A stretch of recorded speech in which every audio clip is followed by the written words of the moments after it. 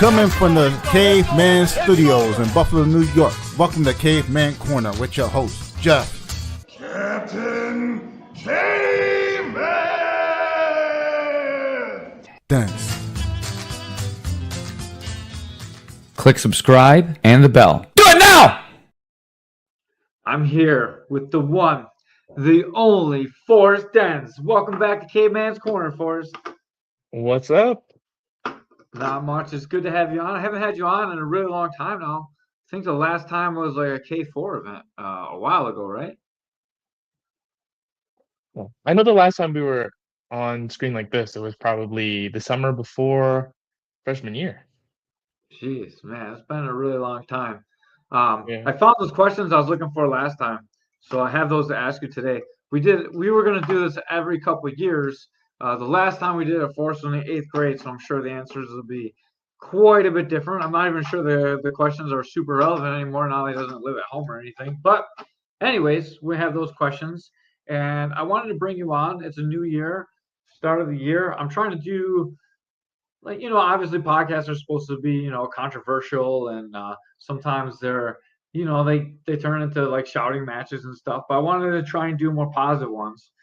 And I couldn't think of a more positive person than you. Plus, I love you. I don't get a lot of time to sit down and talk with you. So I appreciate you coming on. Yeah. I had to bring out the hat too to represent because I had the bag last time, so I brought out the hat this time. I do like the Christmas lights in the back. Do you put those on just for this podcast or what? No, I had them up. I gotta have some. I don't have a tree, so. Yeah. You got to make a tree like I did. You see the tree? Yeah. You sent me the tree. You had your hat hanging on it too. It's a multi-purpose tree. It's a multi-purpose tree. It's a hat hanger too.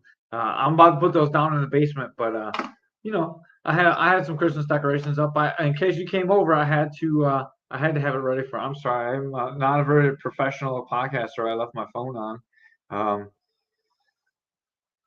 I'm trying to turn the ringer off because I'm not a very experienced podcaster, apparently. I know you can't turn your phone off because you're an important man at the campus. How is it being important?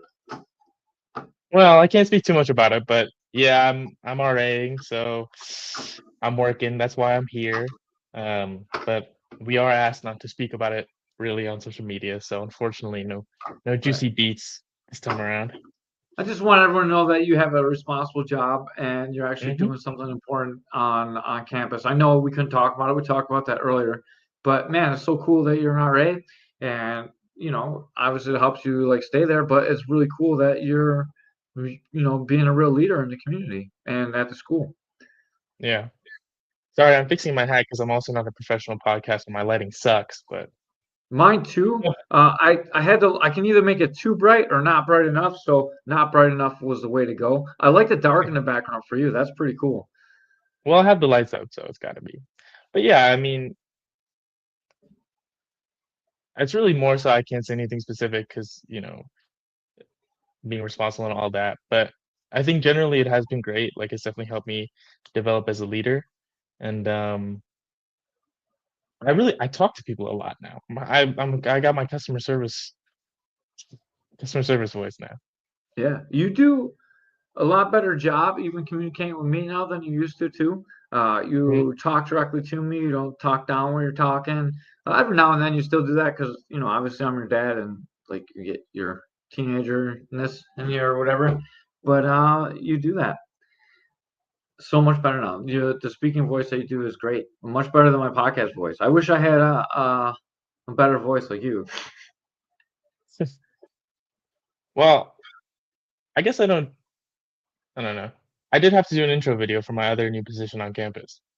Yeah. And obviously our videos have gone to, I'm going to say a bad word now, gone to shit since you stopped being my YouTube guy.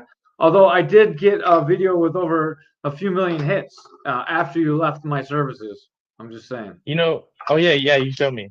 I also did just watch your 10 Commandments of Integrity Sparring, and it was a good video. It was professionally produced. I like that. Yeah, you like that? Yeah. Yeah. I may have had that one professionally produced, but I'm doing I'm doing a lot better editing and stuff. I enjoy that one. So my friend Aaron, he's like, hey, I can get this one. He's a professional photographer, So he takes real estate videos. He's the guy I make fun of all the time for all you guys that watch integrity stuff. The little midget guy. He's not really a midget. He's a really cool guy, actually. Anyways, he has Easy Visuals, which is his company, and he takes pictures of real estate and does the drone videos and stuff. And sometimes he gets so busy that he has to edit out or like farm out his editing because it just gets overwhelming when he's got like a few buildings at a time. So he's like, I got to deal with this guy so we can just get it done. And man, it came out really good, I thought. Yeah. The transitions and everything, it looked good. Yeah, and we shot it with those transitions in mind too, so it wasn't like totally blind luck. But I would like to do some more videos like that with you whenever you get some time over the summer. Absolutely. We need to do the next installment of the belt testing because pretty soon Integrity is gonna be doing some belt testing, and I'm running out of videos, so we need to shoot more videos. And I got mics now, so it'll be even better, and we can sound good and continue going on. So you're in school for teaching, and you're actually gonna get an opportunity to teach next year. Are you looking forward to that? Yeah. No specific stipulations that I can't talk about this one, so I'll be a little more fast and loose. Hopefully, I don't lose my job. But I'm gonna be a I'm gonna be a TA for the Honors College. So I'll be working with freshmen, and it's exciting. I think I've ended up in a lot of teacher-like roles because I run into a lot of teachers in my different places on campus, or teaching, not teachers, but teaching majors, education majors. And also I get a little bit of freedom with that. So the first half of that class is kind of prescribed by the professor who's technically in charge of the class because I'm really a TA. But then the second half, I kind of get to design a little bit more of like what I want to talk about. And it's a class about buffalo, so I've been able to learn a little bit. I got to keep working on it, but that's definitely exciting. Yeah. Yeah, that sounds amazing. I can't wait to watch you. I won't be able to watch you teach, but listen to you tell me about your teaching. I watched you teach quite a bit when you were with the kids, and you have a natural instinct for it. And the kids still talk about you and ask about you for the kids that were in the program when you were there. So someday you're gonna have to make a return. The Hayfords got snowed out for making it to the New Year's party, but man. Yeah, they were at the August party when we went disc golfing, and man, they have grown up. Lincoln is like as tall as me. He's probably taller than me now. So I would like to see you guys roll. See if you can still beat Lincoln up. I don't know if I want the smoke. I'm old and slow. You're way bigger than him still, and he hasn't been training since he trained with you. So you probably still got him. Hopefully, maybe. I hope so. I hear he's like a soccer super athlete though. So yeah, he is a soccer super athlete. He's incredibly good at soccer. yeah, he's still young. Unfortunately, that keeps him away from jiu-jitsu though.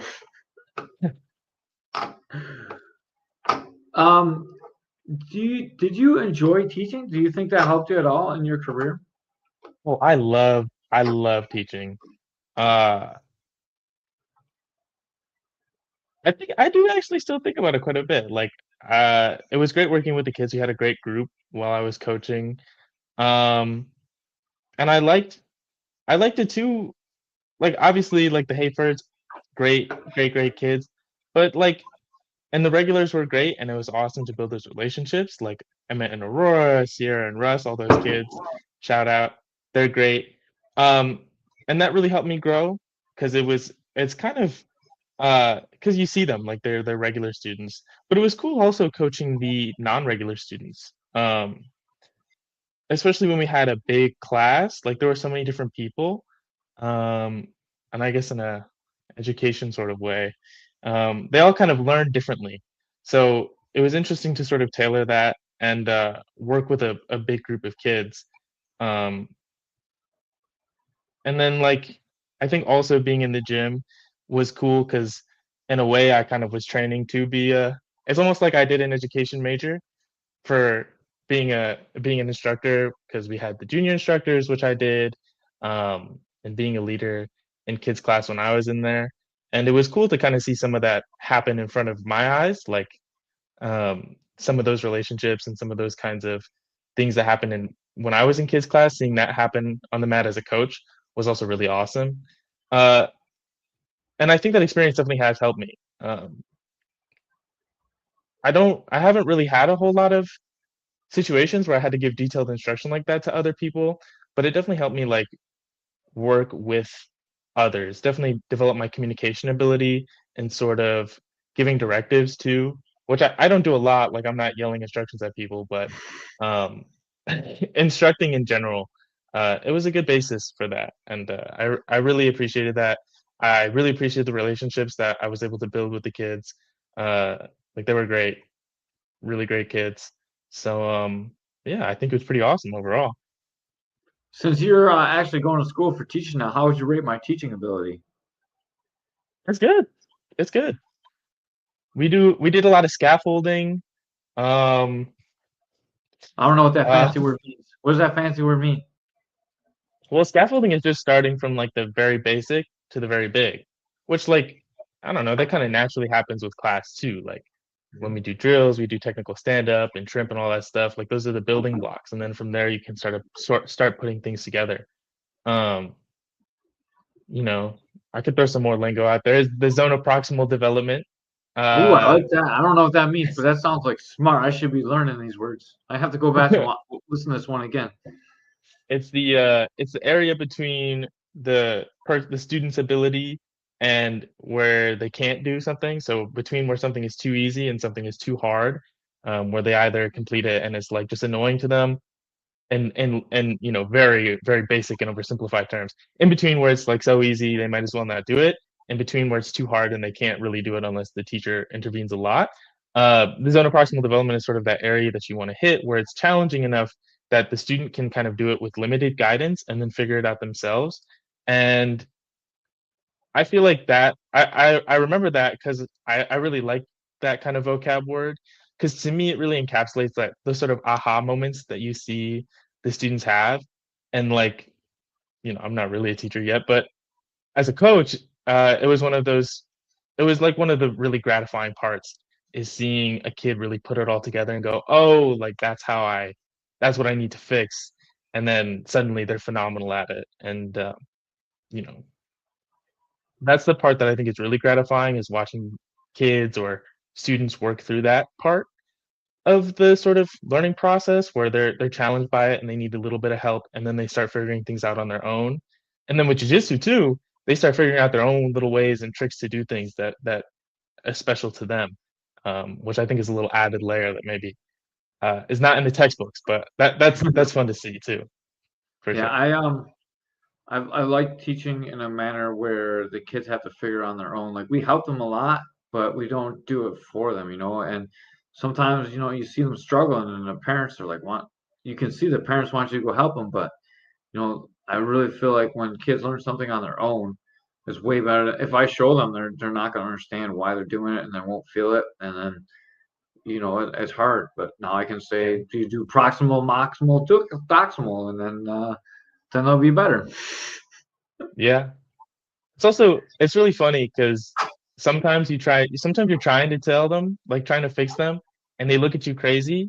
But then, you know, those kids who are like partner up a lot in class, sometimes they look at each other and they start figuring it out because jujitsu is Yeah. all about feel. Like you could do it with your eyes closed. So they start to feel it right, and then they figure it out themselves while you're over there. I don't know if this happens to you, but with me, there are a couple of times where I'm trying to help them and they look at me like I'm crazy, and then they figure it out themselves.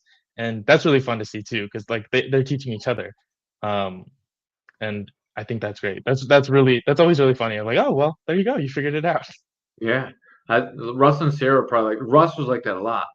Hmm. That's probably why I liked him so much. There's a lot of aha moments with him. I remember he was a Yeah. very difficult, he was very hard headed, very difficult to get him to do it your way. But like when he figured it out, I was like, aha! And he was just good at it. But Hmm. he loved the headlock so much it was hard to get him off the head. Crossface. Got a Yeah. crossface and sprawl and Yeah. all that. I know I love that kid. I wish he was still training. They came back 2 summers ago. It was awesome to see him. They just did a Yeah. tournament and they dipped out again. But it was really they gotta be old now. But it was cool to have them. Mia's like in college. It's so crazy. You guys are all old and stuff. Been doing this a really Yeah. long time. Dude, it dawned on me the other day that Dylan Grant is going to be in college soon, and that freaked me out. I was like, wow, holy moly. Yeah, dude, he's so good. Shout out to Keith Front and K4 putting on a show January 31st. We'll be there, not fighting on this one, unfortunately, but maybe you can come out and help. You were the K4 gear guy for a while, and then they promoted you to walking the fighters out because I was some just of I those was just guys. a runner. I never did the gear. You never had to do the gear? I thought you started as a gearer in the back or something, and then you became a runner. But after you stopped doing the running, man, they had people coming out the wrong times, and it was a mess. So if you Oh. ever want to come back, I'm sure Mr. Kilkenny always got a place for you. Yeah, that was another fun job. That was definitely. I didn't have to interact with a lot of people, but that definitely helped me develop my professionalism as well. Yeah, Working and you with gotta others. tell like huge guys that fight where to go, and it's kind of cool if they gotta listen to you.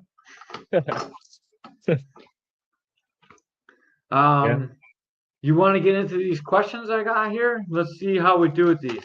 I wrote them on an envelope. This is I wrote this down so we could do this really quick, like I don't know, before you were a senior. So I had this in my computer bag for that long. I've been waiting to do this podcast with you because we were gonna do man. when you were 8th grade, when you were in 10th grade, 12th grade, and then Every 2 years, yeah. freshman, and then but here we go. What is your name? And I'm Forrest. Still the same, huh? Yeah, that one hasn't changed. How old are you? I'm 19. Last time you were 13, so it's been 6 years since we did this. What is your pet's name? My pet's name is Chubby now. Oh, that was Tripper. He was Chubby the the dog. best dog ever. Yeah, Tripper was my brother. He grew up with me. He did, dude. You guys were inseparable, and man, that dog was probably the dog I loved the most, even more than my childhood dog. That dog was awesome. It was great for you, great for Destiny, great for our family. Yeah. Rest in peace, Tripper. He's still, when I make videos, I still put him in the videos, dude. Like that's how much he meant to us. Yeah. What school are you attending? I'm currently attending the State University of New York at Buffalo. That's way better than City Honors. Maybe not, but pretty cool. What We'll go next grade year. are you in? What grade am I in? Yeah, I guess technically I'm in 14th grade. 14th grade. When you wrote this I'm in last, you were in 14th 8th grade. grade. Man, this is so old. What is your favorite food? My favorite food? I don't know. That's a tough question.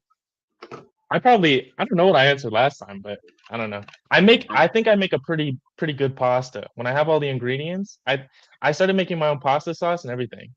Really? I think that's pretty good, yeah. You have to Well, come make it's not pasta super for me. hard. I don't know if it's like grandma's pasta sauce, but No offense to Grandma Mary, but your pasta sauce is probably better. well, I meant generally, but yeah. I don't know. Grandma Mary likes pretty bland pasta sauce. I don't know. Lala probably Her doesn't. specials are really good, so I don't know. Yeah. I don't know. You might have to. I think she's got me still. Yeah. What about Lala? Lala doesn't make spaghetti sauce, right? No. Yeah, I don't think so. Lala used to make a pizza though. She used to make a pizza and it would have shrimp and stuff on it, and it was pretty good. Dude, Lala's a solid cook. Solid cook. Yeah. Back then, your favorite food was steak, medium rare. It has to be medium rare on here too. Yeah, I would still abide by that medium rare rule. Medium is okay. Medium rare, depending on what the cut is. Yeah. I like medium unless it's a good cut of meat. Then medium rare is perfect. Mm-hmm. Yeah, medium like if the steak's a little bit like a strip steak or like something that's not quite as good as like filet mignon or something, like sometimes gotta be medium if the steak's not too good. Hot take, I don't really like filet mignon. Really? What's your favorite steak? It's so lean. I'm pretty basic, but I like a good ribeye. A good ribeye. Ribeye's great too. I like the Steak T-bone, is- obviously. Yeah, well, you get both. But the filet's so lean, Yeah, It's a lot of work to eat, kind of. it is, but it's so healthy too. Yeah, maybe I suck. Well, I haven't really made filet mignon either. Maybe I'll have to try and make it and see if I like it. You might probably like it if you put it with stuff. Yeah, What is your favorite drink? yeah, Dr. Pepper. Dr. Pepper Zero, actually. So I was drinking Diet Dr. Peppers. You saw me with a Diet Dr. Yeah. Pepper. But I tried Dr. Pepper Zero because now every pop has a diet and a zero sugar. But I tried Diet Dr. Pepper Zero. Wow, Dr. Pepper Zero, and it's a lot better than Diet Dr. Pepper. So I've been drinking a lot of that. There's a lot of that at Didn't, home. didn't we get it when we went to Mom's thing? Mom's craft show? Yeah, it was one of the times. We went to Yeah. 7-Eleven and I tried Yeah. one. Yeah. Yeah. Yeah, It was yeah, when we went to Mom's craft show. yeah. The one that was by WNY. Yeah. Now if I get I my hands on a cherry Dr. Pepper Zero, I don't know. Cherry Dr. Pepper Zero sounds pretty freaking good. You know how I know? Because I drank the other one. And I do like Dr. Pepper Zero myself, but it does not Yeah. replace the solid Rockstar drink that I enjoy profoundly. Yeah. I like the white flavor of Monster or the peach flavor too. The peach zero sugar is pretty good. The purple zero sugar is good. Peach, ugh. I had a Viking berry one the other day too. Well, not the other day. It was before the semester was over, but that was good. Viking Berry sounds awesome. It sounds tough. Yeah. Probably Well, put hair in your it doesn't taste like what a tough guy would drink, but yeah. All right. Number 8. Do you have a girlfriend? Yeah, I do. That's a lot different than the no you answered last time. You're like, no. And you were like so mad I even asked that question. No, I have a girlfriend now. She's a very nice. She's a very nice woman. Yeah, I'm very happy. She treats me too good, to be honest. I like that. She's definitely A-okay for my book as long as she's treating you good. She came to the seminar that we did at UB, so it was awesome. In the bottom of Clark Hall or wherever. Yeah, that was great. You guys came over in a bus. That was crazy. Well, yeah, the bus runs pretty good between North and South Campus. It was cold though. It was cold and windy that day. Yeah, I appreciate you guys We coming made it. out. Thank you very much. I'm glad you got some pictures for me. I posted those ones. I really appreciate you coming out. It meant a lot to me that you were there. I actually, when I took the job, I actually thought I was going to be on your campus, so I thought I would see you for sure, and it wouldn't be that big of a deal. I didn't work out that way, but that's okay. I thought we were going in a nice restroom, not that room that we were in. That was crazy. Yeah, man. that's an old school one. It might not be around for much longer. Yeah, that was a little bit scary. Number 9. Are you planning marriage or a family? Back in the day, I don't know what I answered, but I was probably a little anti. I'm not. Well, marriage is important. I think. I don't think you can get away from marriage, but I don't know. I think it is interesting though, because I used to think like no way I could have kids, but a lot of my friends, I think, we're getting older, so once in a while we talk about it, and it's weird. It's weird. I as I've grown older, I don't know. I know a lot of like on one hand, it's like why there's so many problems, that I wouldn't want my child to go through. And I don't know that I'd make a great dad, but I think about that more. So, but I don't know. You'd be a way better dad than me, dude, for sure. I guarantee you. You're a very It's good hard. person. It's hard, and it requires a lot of time and a lot of effort. So, shout out to all the parents listening, and Yeah. You know what it's the a lot. It's a hardest, lot to think about.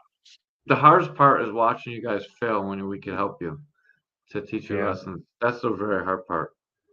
hmm Like, Now is the safest time that we've ever lived in, so it's a perfect time to have Mhm. kids yeah. as humans. hmm Your answer before was maybe married, no kids. It's cheaper that way. It is cheaper that way. It's cheaper that way. Marriage is probably the worst financial deal you can ever be in, and it's still worth it because there's nothing like being married to someone that's going to be there for you. And I You would can still be never. dual. Oh, go ahead. I was gonna say I would never not recommend you to be married. It can be one of the most rewarding things in life. Yeah, I'm glad you went ahead because I was just gonna make a joke. I was gonna say that way though, you can still be dual income, no kids.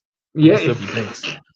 yeah. I was trying to lay down some wisdom, like I have any wisdom inside of me, but I wanted to make sure that I didn't dissuade you from being married. It is an important decision financially, but man, it is so worth it if you find the right person. Yeah. Uh, it's I don't know. I think my perspective has definitely uh I don't know necessarily know if it's changed, but it is interesting as I get older, kind of like I don't know. I guess that just happens as you get older. I don't really have a good words to explain it, but um I definitely think about it a lot more and in different ways too. Like uh I think when I was 13, I probably wasn't thinking of about some of the same things I think about now, and I think I have a little bit of a better idea of where I'll end up and, money and all Mhm. sorts of things. So it's definitely I think it's one of the more interesting things I think about really about when I reflect on sort of what I want to be. One of the harder things also to figure out because I'm nowhere near figuring that part out yet. So still a lot more thinking and planning and At, you know at some point in your life too, you could consider like, am I a man if I don't have a kid and I don't prolong my line, my lineage, and that's important too. Like I'm proud that I have you, and I hope you have kids so we carry on our name. But man, you're a great person, and I'm a better person for having you, and I've learned so much from you, and watching you grow has been probably the most rewarding thing that has ever happened in my life. Um, like I didn't do anything when you were born, so that wasn't like, I was happy you were born, but like that was mom's moment, but watching you grow into the man that you are, like even though I only played like a little tiny small part of it, like I'm happy to see you grow and like some part of me is inside you and it's gonna go on and hopefully you took the good from me and you saw the bad and you're like, I'm not gonna be that. So I'm gonna be way better. And now hopefully I taught you with bad and good. There's a lot of bad to learn from, but I think there's a little bit of good too. Like yeah. I'm pretty determined to get things done and like I'm kind of funny at least. Mhm. There's definitely uh I think about it a lot in terms of like I feel like I learned a lot from being in the gym. And as I've grown up, some things are a little I'm a little concerned that those things happened around me, but I also think that, I wouldn't go back and change that. Like a lot of the things that happened at the gym, lessons that I learned in the gym and at tournaments and stuff like that, like they weren't fun necessarily to learn all the time or easy to learn. Some were good. Like kids class was great. Having that those other kids having those other people, well, they were other people at the time, not other kids, but having those other people around me and those relationships that I built with the people that I train with, and then as a coach too, like uh, I think those all help me grow in a lot of ways that like I don't necessarily think are super easily replicated in other ways. And there's a lot to be grateful about in the time that we spent in the gym and the time we spent on this podcast and all Yeah. sorts of stuff. We were talking actually a lot about it over the holidays, in a way, I guess. But we were talking about our own like our own sort of genealogy and family tree, and that was also interesting. hmm And talking about Uncle Leo about the past in Buffalo was interesting too. I'm glad I got him to Yeah. open up to you a little bit. Yes. All right, number 10. What are your career goals? This whoa, another one that's hard to figure out. In my program, I'll come out after 5 years with a master's in history and no, sorry, a bachelor's degree in history and a master's in teaching, which typically sets you up for certification and things like that. Um, I know one thing is that I want to be teaching history and civics and social studies to people. Um, I really find that I find teaching to be really rewarding, and I find civics and social studies and economics and history and all those things to be very important. Um, and I also, I want to do my part in leaving this place better than I found it. And I think that's the way that I found. I think I can do that. Um, but I also really love learning myself, sort of selfishly. So, there's always an aspiration that I have inside of me to go learn some more and become really learned and get my higher degrees. So I don't know exactly. I haven't figured out exactly what position it is or what it might look like, but I know that I definitely want to teach people and be teaching people about those things because I think they're important for people to really deeply understand and engage with. Um, and there's a lot of boring history teachers out there. So I want to work and find out how to make it not boring and how to make it and how to package it in a way that people actually can learn something from it and take it with them. You know what's crazy is like people my age, like once you get into your 40s, you want to learn all about history and you want to know like how things happened. And I think we weren't like that when we grew up because all the teachers were so bad. So I'm glad that you're teaching and you hopefully add a little humor to it and your passion for the subject carries you through. I remember most of my history teachers were so boring and they had such a monotone voice and talked about so Yeah. many boring things. Hmm. And they never really got into like the passion of history. Yeah. And hopefully, like you are a great teacher and you don't continue that Yeah. poor I had a legacy. class. Oh yeah. I hope not. And I've had some really great teachers. So I've seen models of good teaching of boring subjects like English Mhm. and history and those. But it was interesting. I took a class about historical writing, and a lot of the focus that we had in that class with that professor, because a lot of different professors teach historical writing since it's a requirement. But with our teacher, our professor, uh, she focused a lot on the communication of history, and I found that really interesting because history is traditionally so boring. But you also see history in a lot of places you don't think about. Like we have learning journals where we sort of it's a more informal writing, and you're kind of in some ways you're kind of talking to the professor. And I was talking about like Deadliest Warrior we used to watch. I brought like Dan Carlin's Hardcore History. I was Yes. actually it made an appearance in our class because we were talking about sources, and it was one of the Did, example sources in our activity. did you watch that yet or listen to it? I've heard snippets. Yeah, I've heard snippets of Dan Carlin's podcast. Man, I will buy. I'm pretty sure it's behind a paywall now, but I'll buy the Mongol Yeah, one for you. It was so good. yeah. Like And then go ahead. I was gonna say, I like turned into loving history now. I listen to all that stuff. That's so crazy. I love the Hmm. Indian, Yeah. Native American stuff too. I apologize. Didn't mean to misname anybody. But I love the Native American stuff. There's so many great books. Okay, I didn't mean to cut you Yeah. off. Go ahead. Podcast No, about no, you. no, that's fine. I was gonna move on, so that's a great anecdote. Yeah. But even like those books that we used to buy Cripple Mike, like the picture books, Uh like those huh. showed up in our class too. So there was so much good discussion about that, and it got me really thinking about how people absorb history in ways that aren't in class. Because in class is the way that people dislike the most to absorb history. But there's history all around us. History is still happening, and like it's in newspapers, it's in podcast forms, it's in TikToks, it's everywhere. And I hope that some clever people can figure out how to make that more important because I think or more accessible, sort of modernize and get on TikTok and get on Instagram and all those things.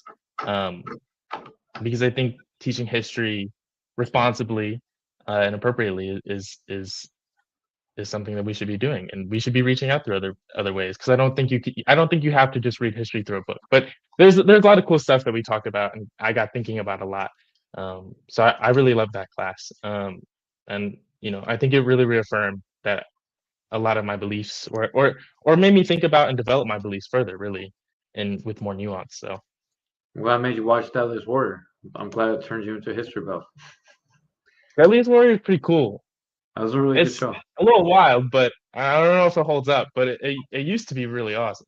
It was awesome when you were like an 8 year old or in eighth grade. I mean, um, Yeah. another little anecdote I have about history is I really didn't like history too much, and then we went to Old Fort Niagara with school on a field trip, I was like, man, how do these people live here? They had to be so cold. And then like I got interested in it and learning on how just the style of life was back then, and like how did they guard this fort, and like they shot through these things with these terrible guns and cannons. Like, man, it must have been so terrible.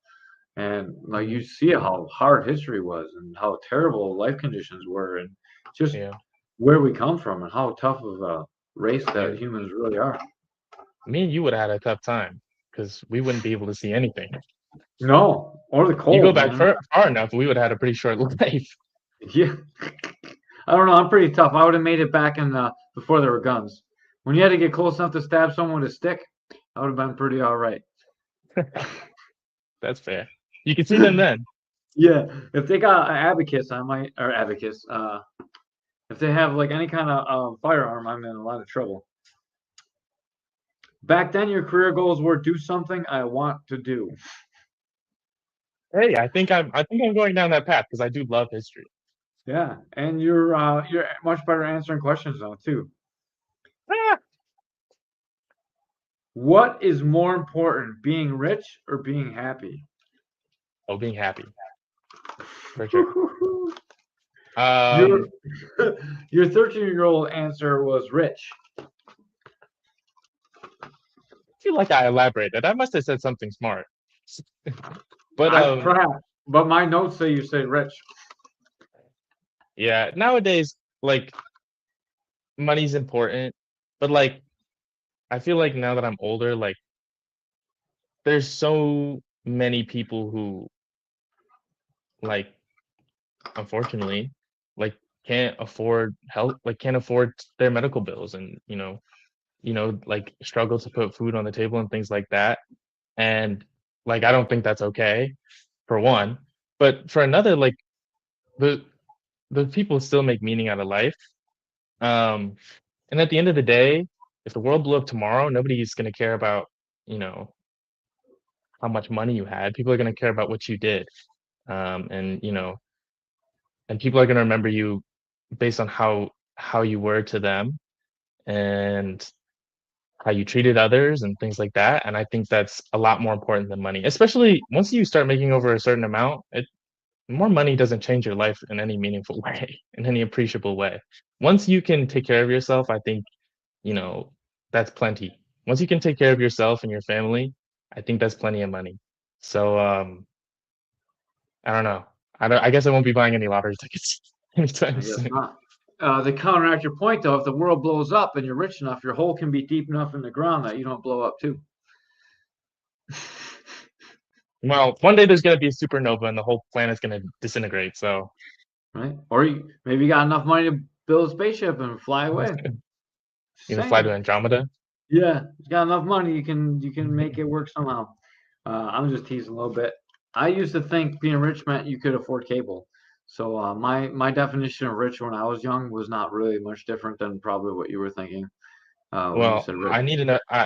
I get hot, so I need enough money to run the AC pretty good in the summer. I But get other than cold. that, I get cold, so I need enough money to turn the heat up in the winter. I'm the yeah, same as you. Like I understand that. I understand that need. In the summertime, I'm okay. no, it's rough, especially over here. Man, there's no air in these dorms. That summer was Ooh. rough. I bet you're gonna have to like punch a hole in the wall and put an air conditioner in. I don't think the RA will get I on don't your know. case. Probably Uh, not. All right, number 12. I can tell you're 13 when we did this last time. What is the biggest problem in the world? I don't know, bro. There's so many. Um, but I think that's also, to answer your question by not answering your question. I think that is kind of just how life is, you know. Um, I think for as long as humans have been alive, there's always been a million different problems to solve. Yeah. But I think the biggest problem in the world is if you're not doing anything about them. I guess that's my answer. If you're not doing anything to try and make any of those better, I guess that's the biggest problem. But um, it's just yeah, there's a lot. There's a lot that could be said, but I'm gonna say rampant political corruption. across the globe. Yeah, everywhere, across the entire world. Yeah. Like money has taken over almost every government. So Yeah, and I mean, there's different definitely opinions accurate. you can take, but I think no matter what, your opinion should be that, take care of the people. Yeah, and that's what stops people from getting taken care of. Even the people that care can't fix it. Because there's just no way to fix it without uniting everybody. When you were 13, the last answer to your question, what's more important, being rich or happy? Your answer was rich. And the biggest problem in the world for the next answer was money. Hey, if you put those together, you could kind of see where I was going. That Yeah, sounds you want to kind be rich and be a problem in the world. of All right, number 13. What is the biggest problem in your life? biggest This is problem no in my longer the life. biggest problem in your life anymore, I would say. The biggest problem in my life. Um, I mean, money. Could always use more of that. But I think everybody can answer that. But I think my biggest problem in life recently has I got dollars. everything else. Every penny counts. There's It's not going to not be pennies, pennies it's a though. dollar. It's a real dollar. Soon, but there's pennies. It's a legitimate real dollar. Every dollar. It's gonna be every nickel soon though. Yeah. It's gonna be every nickel soon though. Uh-huh. But my biggest problem recently has just been time. Not enough hours in the day. I was so busy last semester between classes and preparing for other leadership things on campus and all that stuff. And I really noticed that I didn't have a lot of time or energy to like go see friends on campus or answer my texts or hang out with people that matter. And like that's not how I would like to live the rest of my life. So I'll be paying attention from now on to my work-life balance and how much time I allot myself for things more important than school or work or whatever. I like to answer that. I think the biggest problem in your life right now is how high you throw that disc. Hit so many trees. I'm working on it. I'm working on my release. James is sad with your tree hitting. I would like that you text me more. Other than that, you're a pretty good kid. Yeah. I text Forrest on Monday. He texts me back Friday. Sometimes or maybe not even. But other than that, you're pretty awesome, and I understand because I was a kid too. What is your favorite video game? My favorite video game? Yes. Remember, you were 13 when we did this last time. Wow, I haven't played a lot of video games in a while. I was hankering to play some Madden the other day. But what I've been playing most recently actually is Clash Royale. I've been back on Clash Royale. I've been playing a lot of that. Oh man, nice. And you also like the Ninja game, Ghosty Yeti. Yeah, I haven't played it too much. Yeah, because you haven't come over, dog. Come on over. Yeah, but I bet Clash Royale is right there on my phone. So I think even if I Yeah. came over, I'd still be playing more Clash Royale than Go to Yete. Probably not because you take over the whole machine. That's all right though. I like watching you play. I platinumed it, so you can play it all the time you want. Your favorite video game at that time was Fire Emblem Academy. I That's a think. good one too. Awakening. Fire Emblem Yeah. Awakening. I'm sorry. That's a good game. That's sort of a greatest of all time game for me. Yeah, But you're definitely. haven't touched that one in a bit though. It's been a while. Not a lot of video gaming on a console All right, as of we're recent. almost through. We're getting there. We're getting there. What do you spend most of your time doing? Over break, sleeping. I've been having a hard time even getting up, but I guess recently it's probably working on. I guess before that, I was probably working on papers and school stuff.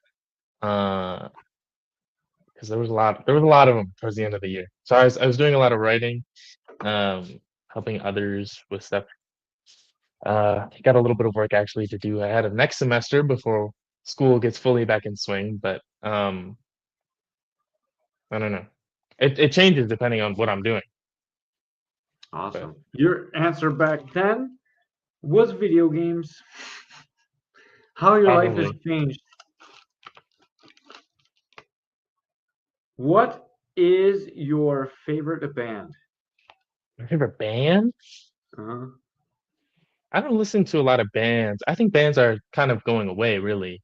But I was I didn't getting know. back into I was gonna say I didn't know much about music when I put this list together, so I just said band. I don't. Any kind of music is fine. Any um artist, anything. I'll go with bands though, because recently I've been back into like the 90s and 2000s, and I was because my Spotify rap came out, and I guess this year I listened to a lot of 90s and 2000s music. But Weezer was in there, Incubus was in there. I really like Incubus actually. I've discovered Incubus. That's a good band. And there's a little bit of Deftones in my listening history lately too. Um, so that's what it's been lately. I'm glad I I have a found an diverse old. taste though, because I was listening to a couple like the other day I was listening to some real old timey bands that were doing like songs from the 1800s. So it just Nice. depends. I can't remember what old song I was singing, but I'm glad you listened to it. Strangers in the Night. Maybe strangers in the night. That's what we That's a good are. song. Yeah, Zoot Suit Riot, riot, the bottle of beer. I don't know that one. No, it wasn't either one of those two songs. It was another old one I was singing when we were playing disco. I can't remember. I can't really read what I write, but it looked like I wrote Kaylee C for what your favorite band was back then. Oh, I think we had the same thing last time where I was like, band, I don't listen to bands. So Yeah. I probably said Kyle. Kyle's good. Kyle, super duper Kyle, Uh, the guy who did the song I Spy. For those unfamiliar, that's like he has some good music. Um, he kind of fell off, but I still like his music. His stuff is good.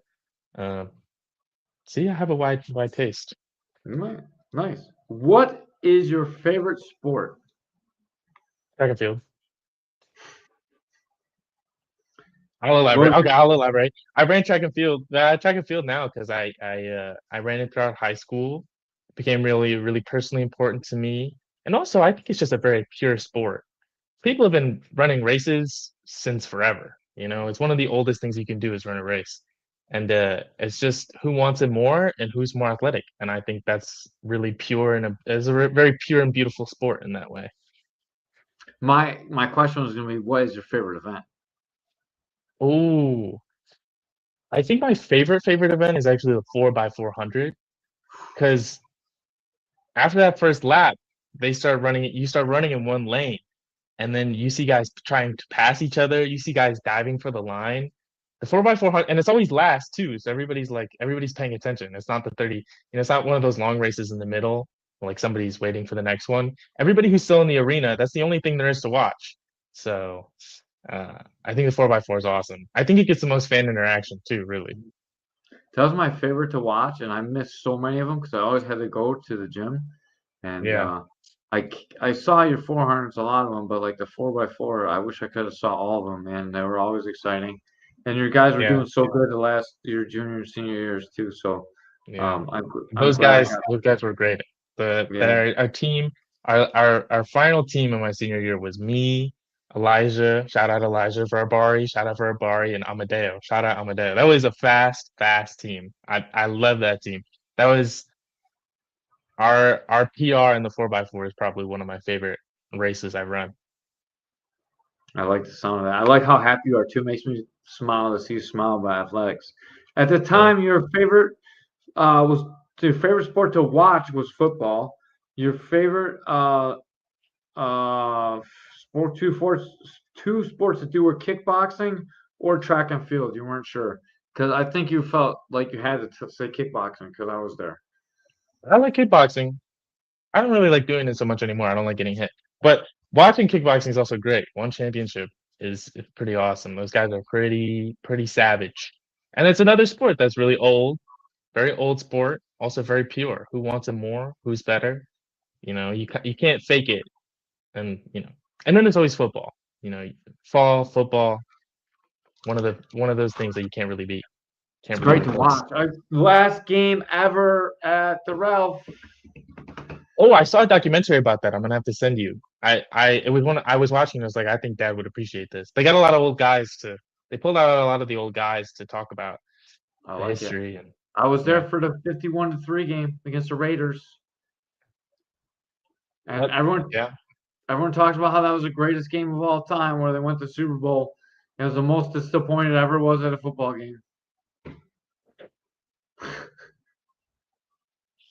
Well, you didn't have to watch anything tough. There was no, you weren't afraid we were gonna lose. So, you don't know why? Do you not know why? I forget. I feel like I feel like I heard this story before though. Give me 1 second. 1 second. Hang on 1 second, boys.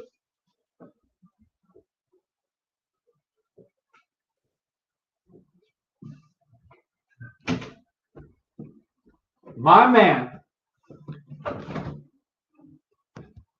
Bo Jackson, was supposed to play in that game. The week before he got hurt, he hurt his hip, and he Oh, lost. that was the Bengals game right before us. Yeah, so Bo Yeah. Jackson, my hero at the time, didn't play in that game. I got tickets Oh. from Uncle Leo and Uncle Paul because I would not stop talking about how good Bo Jackson was, and he was my favorite athlete of all time. I still thought the Bills were going to win, but I was so excited to see Bo Jackson run the ball, and I never got to see it. Bo Jackson is a freak, dude. He split a baseball over his head. That's Yeah. crazy. He threw from like the back wall to the catcher. He was like the best athlete to ever do both sports. He was way better than Deion Sanders because he was big. Deion And Sanders strong. Deion Sanders is pretty freakishly athletic as well, though. Yeah, he is. He is. But take nothing away from him. But Bo Jackson was the man, and I got his rookie Yeah. card. That's not worth anything, but I got it. It's got more sentimental value than anything else. We went to a football game together, right? With Grandpa Mike. We went to Clemson with Uncle Mike.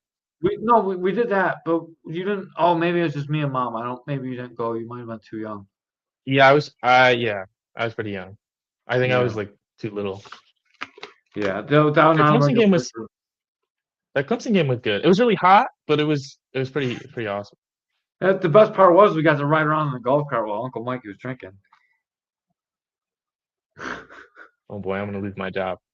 Why? You weren't driving. That's true. I was too young to drive. Yeah, you I had nothing followed to the do. law. Yeah, I you followed did the letter follow of the law. You even tried to put your seatbelt on, even though it didn't have a seatbelt. Uncle Mike's like, these things don't have seatbelts. What are you doing? What is your favorite thing to do together? And this is me and you, I mean, not like you and other people. I think my favorite thing that we've ever done together is coaching. I think the parts where we got to like discuss how to coach better, that was really like, it wasn't fun, so to say, but it was like, I don't know, it felt like we were doing important work together and we like were figuring stuff out together. It was pretty cool. And then recently when we were talking about the family tree, and then we were talking to my great Uncle Leo with you was also funny. That was fun. Watching the football game with them too. Pretty great. Yeah. He was so big. That guy, when he's telling a story about when the Buffalo Bills player reached over the top. Oh of him. yeah.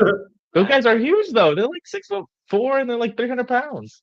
Yeah, Uncle Leo's like, I'm not a short guy. And we both looked at him. He's like, Uncle Leo, you're a little bit short, dog.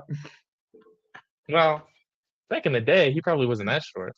No, I used to be so scared of Uncle Leo. Like, I can't believe, like, when I was like looking at Uncle Leo and like I looked at who I am today, it really made me, because you were there, it made me really think about it. I was like, man, I was so scared of this man when I was a kid. He was so big and scary, and now like I'm way bigger and way scarier, like, but he's still a little bit scary. if I think Yeah. about old men, you know. Yeah. Your favorite thing back to do then was play video games, and that was also my favorite thing to do with you at that time. But I still have to say, I think coaching with you was the best experience of my life. Yeah. It's the most Yeah. fun I had coaching. Me and Coach Matt had something really special too, and the time I Mhm. spent with Coach Matt is probably my second favorite time coaching, even with all the wrestling and everything. But the time that we shared was so special. I felt like I was teaching you how to connect with people and how to Mhm. teach, and Yeah. I was able to teach you in a way where you didn't hate it anymore. Like, because for a Mhm. while, like we had like a lot of stress and it wasn't really that fun for you. Yeah.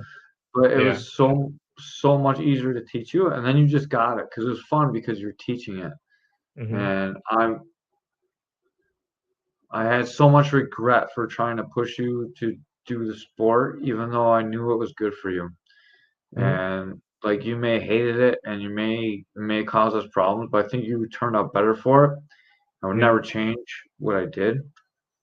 Maybe how much attention I gave you, I'd make a little bit more time for you, but you didn't seem like you wanted. Like I would have made time for you after class, so you Yeah. could have been the best, but you didn't seem to want to be the best. I was so proud of your behavior all the time. Even when you had like little meltdowns and stuff, you always came back and you were always strong. And I think it made you the hell of a person that you are today, Yeah. with toughness.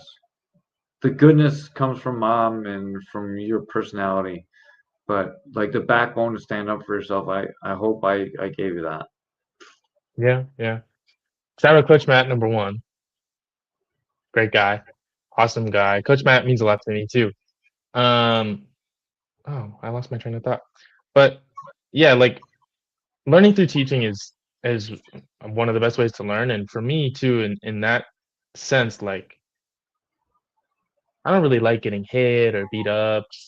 Like I don't really, you know, it's fun when you beat somebody up, but if you're beating people up, you eventually get yours, somebody's gonna Mhm. beat you up. And it's tough roles, especially once I started getting in the adult class, it's tough roles. But Yeah.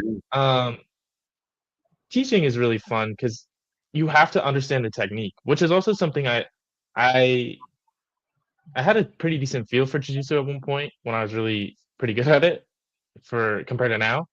But like having to really learn the technique too and slow down and teach it uh was more enjoyable. Also, I didn't have to get beat up.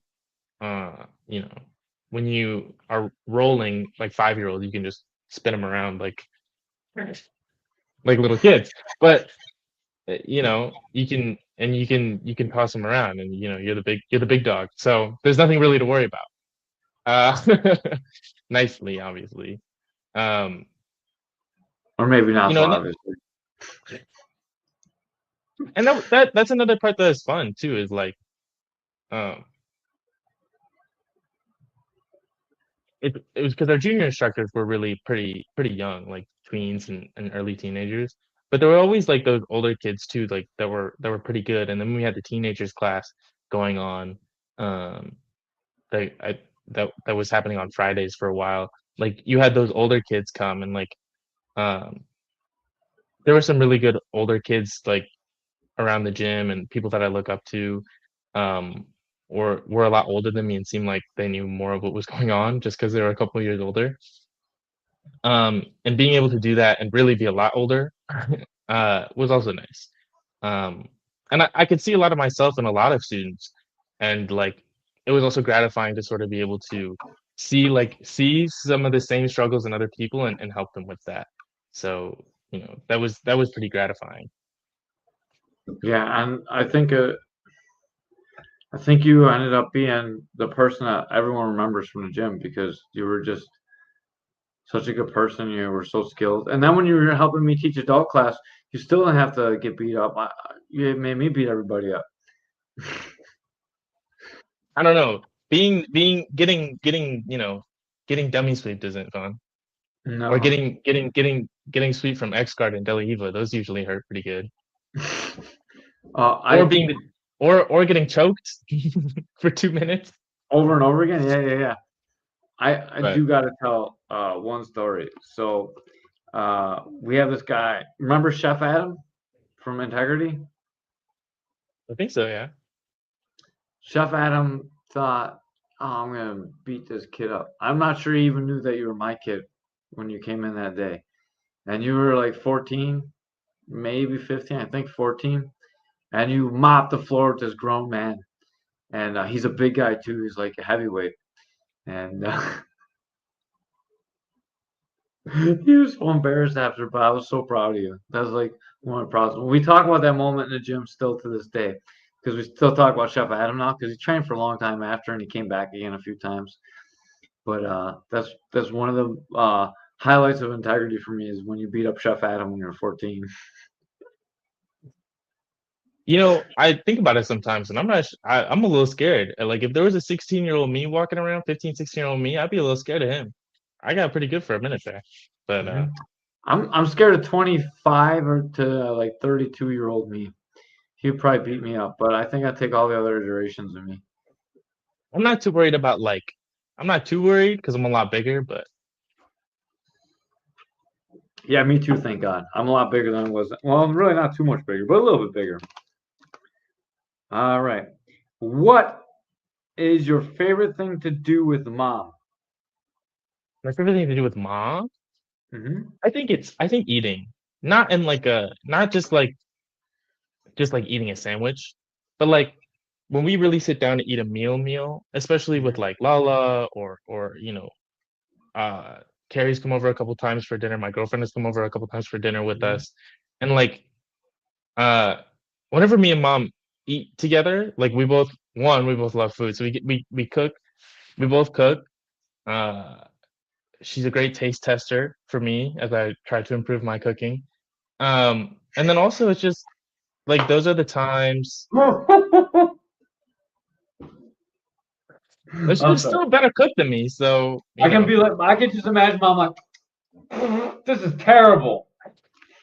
she's supportive. She's very supportive of me cooking.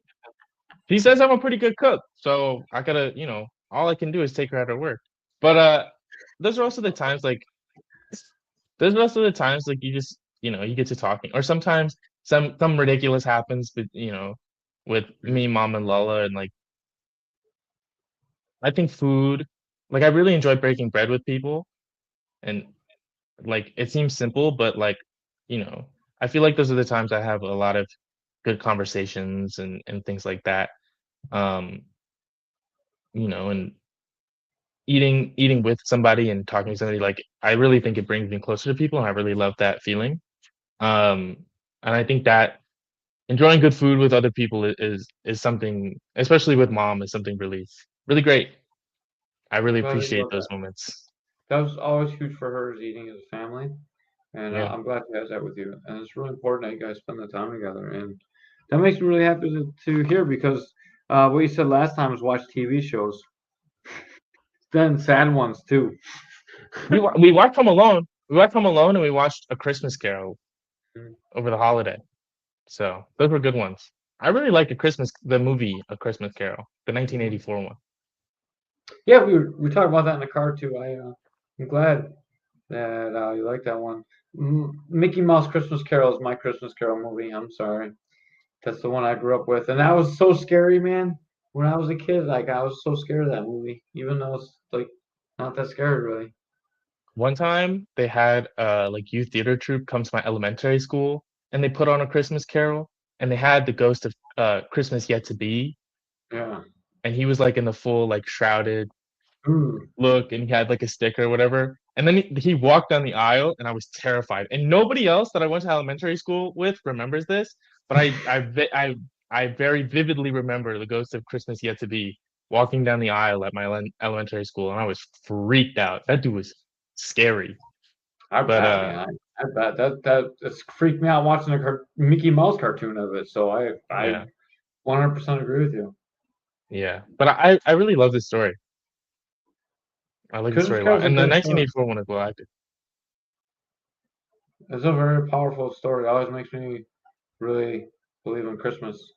Way more than Christmas shoe song. That fake kid trying to steal money from everybody. Oh, my I love that mom song. died. Give me Christmas shoes. What's that? That song is a classic for me. Yeah, because That's all. Yeah. you like con men. What? You like con men. That's why you're a sucker for those little kids. I would have bought him the shoes. What can I say? Were you scared of the zombies? Did you believe in the zombies in the basement? Yes, I believed in the zombies. You smacked the wall with a baseball bat. I once I realized that you just hit a wall with a baseball bat. Since I figured that out, which was a long time ago. Okay, many and several years ago now. Mhm. But ever since that, all I can think about is how much it must have hurt to hit a wall that hard with a baseball bat. I used to hit the poles downstairs with a bat too. That's what really hurt. Yeah, because those are thick metal poles. Yeah, and My hands would hurt. Yeah, It speaks your whole body if you hit it hard enough. yeah. And I used to knock stuff over in the basement too. And I had a chain down there and bang it on the thing. Yeah, I was I telling don't that even know. story to I don't. someone. I'm sorry, I didn't mean to cut you off. Go ahead. No, go ahead. I was telling that story to someone at the holiday party on New Year's Eve at the gym, and I started telling the story, and all of a sudden everyone was like listening, and they're all looking at me like I'm a psycho. So everyone at the gym knows about that story now too.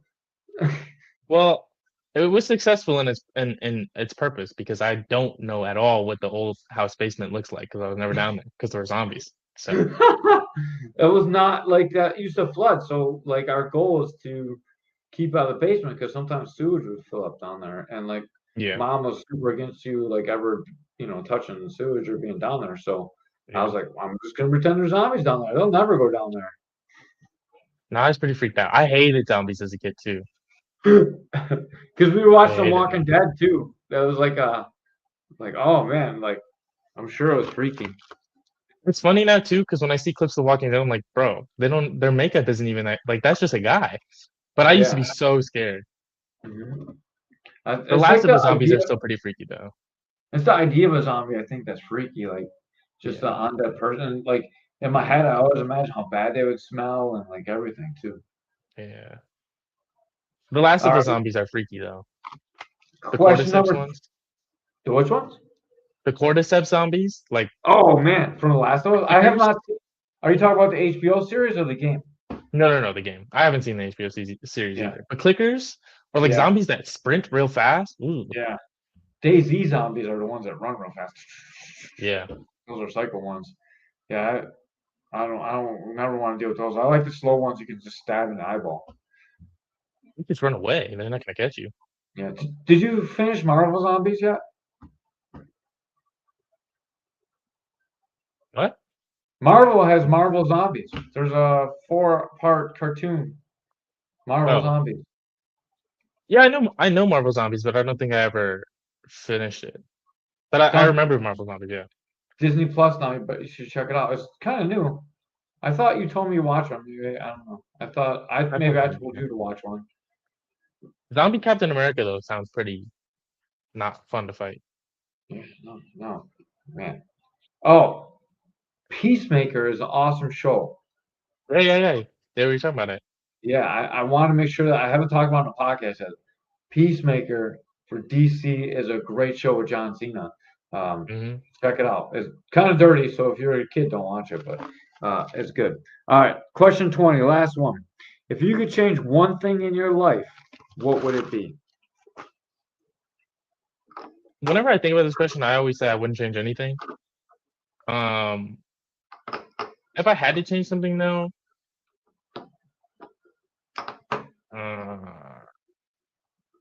I think I would have tried to get more involved in the community when I was in high school. Because we have to do community service and stuff. We had to do community service and stuff because I was an IB student, so that's the International Baccalaureate Program. And one of the requirements is this thing called Community Activity Service. No, Creativity Activity Service. Sorry, it's basically service learning. So you have to do something active, you have to do something creative, and you have to do service. And knowing what I know now, like I learned a lot about Buffalo in the last 2 years because there's a decent focus on Buffalo and the classes and stuff that I've taken. Like historical writing was about Buffalo. The class that I'm teaching, I also took back in my freshman year because there's a requirement that's about Buffalo, and I just learned a lot about Buffalo. And and recently I also listened to um, Obama's book, which like there's a lot that you can talk about there, but yeah, but one of the things that I really took from it was his early days were about community organizing and community service, and I've been thinking about that a lot recently, and like I kind of wish I knew more and was more involved in Buffalo because I think that's really important work to do. Um, and I don't have a lot of experience with it and I haven't done a lot of it, so I wish I kind of did more of that. But generally, I always say like, I wouldn't be who I am today if I didn't go through everything that I went through in my life. So I find it hard to find something that I want to change because like I'm I'm always trying to get better, but I'm grateful for who I am like as a whole person. And I don't think I really know what to do if I went back in time, changed something, and then came back because I don't think I'd be the same. But yeah. So those are my two answers. I wish my feet looked better. Me too. Yeah, they're pretty ugly. My feet, I meant. Your answer back then was not being lazy and not being tired of asking for things. That's true. Yeah. So, man, you've changed quite a bit since you were 8. Maybe we should do this again when you graduate. I'll keep these questions. They've been on my desk in the podcast room since we were doing a podcast sitting down next to each other. Yeah. And I really miss those days. Those were I love doing the Father Son podcast with you when Mom was on trips. And so she could see you and hear us talk. And that's how it all started.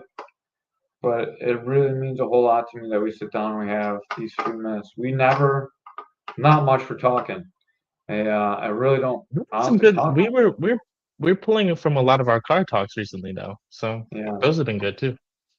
Yes, I've learned how to talk. I was not very good at it. I didn't communicate well.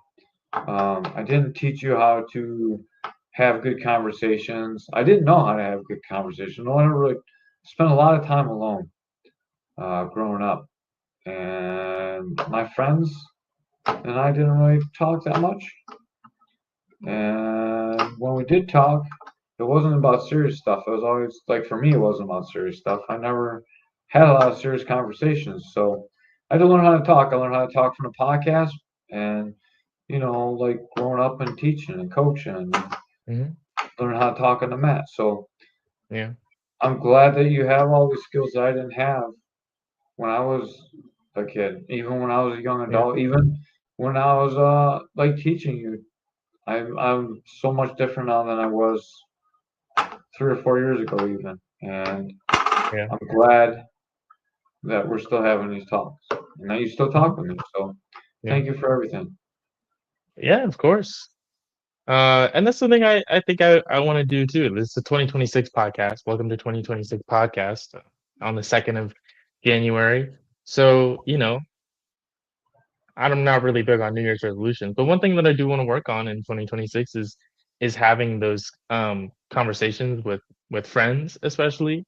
Because it's not too hard to talk to my parents. It's obviously not too hard to talk to my girlfriend, but like, I definitely think, especially, I think guys especially, it's like talking isn't it's a thing, but like it's weird, and like I also haven't seen a lot of my friends as much because of college, and I'm bad at texts and all that. So one thing in 2026 with everybody that I want to work on is being able to talk more often and talking about like real stuff and not just the latest happenings of wherever's important, but like really having real conversations with people, because I think there's a lot of important stuff to talk about for everybody. So that's definitely something I'm trying to work on still.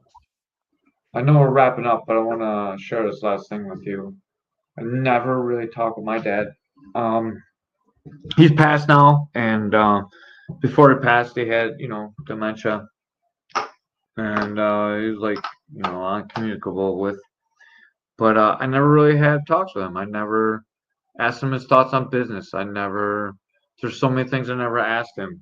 And one of the reasons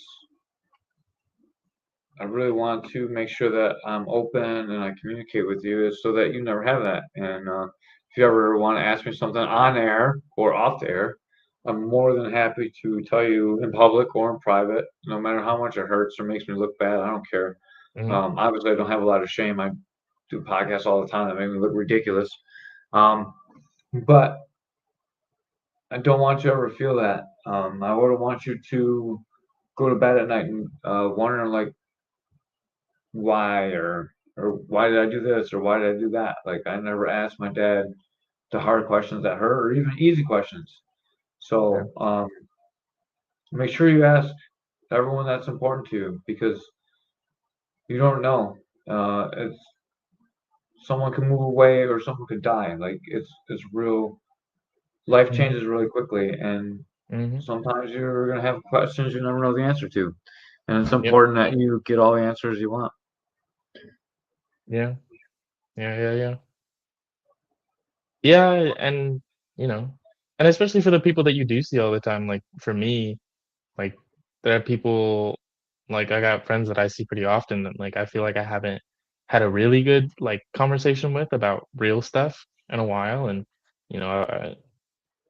my big thing is work-life balance this semester. That's what I'm focusing on. So yeah, that's something that I wanna do because like I do see them a lot, so I might as well, if I see them that much, there really isn't much excuse. There's always excuse. Like I talk to like friends I know nothing about forever. Those memes about guys like talking about a whole bunch of stuff and not knowing anything about each other. That's me, dude. But I'm getting better at it, and someday I'll be a whole person, and I'm working on it. And you continue to grow until the day you die. So you're better than me, but someday I'll catch up. It's all relative. It's all relative. It's all relative, yeah. They always said in track you're racing against yourself, and I think that's true for your whole life. You're always racing against yourself. It's always about how much better you can be. Thank you for coming on the podcast and doing this with me. Obviously, I'm trying to be funny. I'm not really so dumb. I'm a little bit dumb, but not as dumb as I'm pretending to be on the podcast. But I want Force to sound really smart, and I love you to death, and you're probably the best thing that ever happened in my life. Yeah, podcast is good. Yeah, and Life you is beat me at disc good. golf. You beat me at disc golf once. That was one a time. while ago. Yeah, one time. I haven't busted out the discs in a minute because it's been winter and I lost my sad. disc. And you lost your disc. Which disc? All of them. The whole bag. What? My trunk was not closing and locking for a while, and all my discs are gone. Oh my goodness. I think I lost them helping Grandpa Butch clean out his shed. Grandpa Butch's shed is no longer the dungeon. It is now an actual garage. Farewell. Rest in peace. That garage, that shed used to get people ready for war. So Yes. it served a long and beautiful life. I spent enough fight camps in there that helped him pull everything out and clean it off for him. He is he's doing better. The bone marrow transplant went well. He's doing that's pretty great. good. Yeah. You can feel it when you walk into places like that too. Like that's what happens there. Yeah, a lot of bad things happen in there, I'm sure. When I say bad things, I don't mean like inappropriate things. I mean like bad beatdowns. All right, man. Thank you so much for your time. I love you to death. Of course. Wait, past my bedtime, but I had to do this for you. For me, not for you. Really. Absolutely. I appreciate it. Hopefully, I actually save this and I end up posting it. I will try and post it tonight or tomorrow. But thank you for everything. I love you, Forrest, and hopefully I'll see you soon.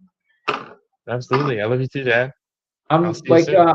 I'm literally like 10 streets away from you. You can come hang out and we can play video games. I can drive you, pick you up, and take you home. I have Dr. Pepper here now for you Okay. too. I bought it at the holiday party and I hate it, so no one would drink it, so I could have it for you. I'll make sure to come collect on my Dr. Pepper. All right, thank you. I knew you would come for that. All right, thank you so much, man. I'll see you soon. I love you. Thank you for everything. You're the best, dog. Yeah, of course. Caveman's Corner, we out.